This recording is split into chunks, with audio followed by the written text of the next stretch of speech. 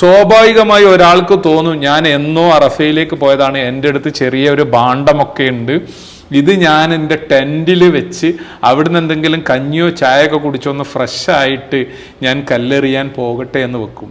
പക്ഷേ ഹജ്ജ് നടത്തിപ്പിൻ്റെ സംവിധാനങ്ങൾ വെച്ച് നോക്കിയാൽ, പ്രത്യേകിച്ചും ആ രാവിലത്തെ സമയമുണ്ടല്ലോ, രാവിലെ ഒരു 6 മണി തൊട്ട് ഒരു ഉച്ചയുടെ ഒരു 12-1 മണി വരെയുള്ള സമയം ഒരേ വഴിയിലൂടെ തീർത്ഥാടകരെ നടത്തിയിട്ടാണ് അവർ ജംറയിലേക്ക് എത്തിക്കുന്നത്. ആ സമയത്ത് കൈ വഴികളിലേക്ക് എന്ന് പറഞ്ഞാൽ മിനായുടെ നമ്പറുകളിലേക്ക് ഓരോ തീർത്ഥാടകനും ഈ മിനയുടെ അകത്ത് വെച്ച്, ടെൻറ്റുകൾക്കകത്ത് വെച്ച് തിരിഞ്ഞ് തൻ്റെ ടെൻറ്റുകളിലേക്ക് പോകാൻ തീരുമാനിച്ചാൽ അവിടുത്തെ സംവിധാനം പൊട്ടും.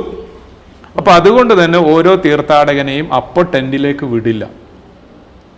അത് നമ്മൾ എങ്ങനെ ഈ പോലീസിന്റെ ബാരിക്കേഡ് പൊട്ടിക്കാമെന്ന് തീരുമാനിച്ചാൽ നടക്കില്ല. അത് അവർക്ക് വിട്ടാൽ ആജിമാർ അങ്ങോട്ടും ഇങ്ങോട്ടും കൂട്ടിമുട്ടുകയും ചെയ്യും. അതുകൊണ്ട് ഒരേ വഴിയിൽ തീർത്ഥാടകരെ ജംറയിലേക്ക് നടത്തുകയാണ് അവർ ചെയ്യുക.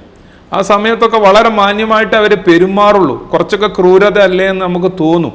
കാരണം എന്താ വെച്ചാൽ ഈ നടക്കുന്നവരുടെ ഘട്ടത്തിൽ അന്നൊരു 25 കിലോമീറ്റർ ഒക്കെ നടക്കുകയാണല്ലോ. അപ്പം നടക്കുന്നവരുടെ കൂട്ടത്തിൽ ചില ആളുകൾ പ്രായമുള്ളവരൊക്കെ ഉണ്ടാവും. അവർക്ക് നമ്മളിപ്പോൾ കൂടുതൽ നേരം നടത്തിയാൽ കുറച്ചു നേരം ഇരിക്കണം തോന്നും, പക്ഷെ അവിടെ ഇരിക്കാൻ കഴിയില്ല. അത് നമ്മൾ മനസ്സിലാക്കേണ്ട ഒരു കാര്യം. കാരണം നിങ്ങൾ ഇരിക്കാൻ, അല്ല ഞാൻ ഇരിക്കാൻ തീരുമാനിച്ചാൽ എൻ്റെ കൂടെ എന്തായിരുന്നാലും നമ്മൾ ഒന്നിച്ചാണല്ലോ പോകുന്നത്. 4-5 ആൾക്കാർ എന്നെ വട്ടളഞ്ഞ് നിൽക്കും, അല്ലെങ്കിൽ അവരും ഇരിക്കാൻ ശ്രമിക്കും. 4 ആൾ ഇരുന്നാൽ ഈ 4 ആളെ കണ്ടിട്ട് അപ്പുറത്ത് വേറെ 4 ആൾ ഇരിക്കും. അപ്പോൾ ഈ ഇരുത്തവും നടത്തവും ഒരിടത്ത് നടക്കൂല. അതാണ് സംഭവം. നല്ല കാര്യം തന്നെയാണ്, പക്ഷെ അതിൽ ഇനി എന്ത് ചെയ്യാൻ പറ്റുമെന്ന് അവർ ആലോചിക്കേണ്ടത് ഒരു കാര്യം കൂടിയാണ്.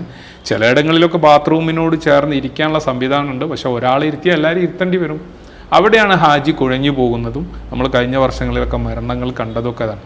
കാരണം ഈ ചൂടത്ത് ഇരിക്കാൻ പോലും കഴിയാതെ ഒരു ഹാജി നടക്കുമ്പോൾ സ്വാഭാവികമായിട്ടും അന്നത്തെ ദിവസം സംഭവിക്കുക, അന്നത്തെ ദിവസം മാത്രമാണ് അത് സംഭവിക്കുന്നത്. ഇരിക്കട്ടെ, അപ്പോൾ ഇതായിരുന്നാലും അങ്ങനെ അവർ ജംറയിലേക്ക് എത്തി. അപ്പോൾ അതുകൊണ്ട് ഞാൻ ഈ പറഞ്ഞെന്താ വെച്ചാൽ, അന്ന് ടെൻറ്റിലേക്ക് പോകാം എന്ന പ്രതീക്ഷ ഹാജിമാർക്ക് ഉണ്ടാവരുത്. മുസ്ദലിഫയിൽ നിന്ന് ടെൻറ്റ് പോയിട്ട് ജംറയിലേക്ക് പോകാം, അത് സാധ്യത വളരെ കുറവാണ്. പറ്റുകയാണെങ്കിൽ ഓക്കെ. അപ്പം നേരെ പോയി ജംറയിൽ കല്ലെറിഞ്ഞു. പിന്നെ അയാൾ ഹറമിലേക്ക് വീണ്ടും നടക്കണം. ഹറമിലേക്ക് നടന്നെത്തിയാൽ പിന്നെ നമുക്ക് ഹജ്ജിൻ്റെ, അപ്പോൾ അവിടെ നിസ്കാരം നടക്കുന്നുണ്ട്. അപ്പോൾ ഉച്ച സമയത്ത് ലുഹറിൻ്റെ സമയത്താണ് ഹറമിലേക്ക് ദുൽഹജ്ജ് 10 അന്ന് എത്തുന്നതെങ്കിൽ ലുഹർ നിസ്കാരത്തിൽ പങ്കെടുക്കുക.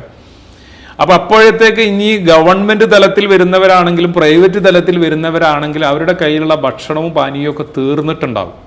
ആ ഭാഗത്തൊക്കെ നടക്കുന്നിടത്ത് ഷോപ്പുകൾ ഉണ്ടാവും. ചില ആളുകൾ സെബീലായി ദൈവമാർഗത്തിൽ എന്ന നിലയ്ക്ക് ചിലപ്പം വെള്ളം തരുന്നതൊക്കെ നമുക്ക് ആർക്കും വാങ്ങാം.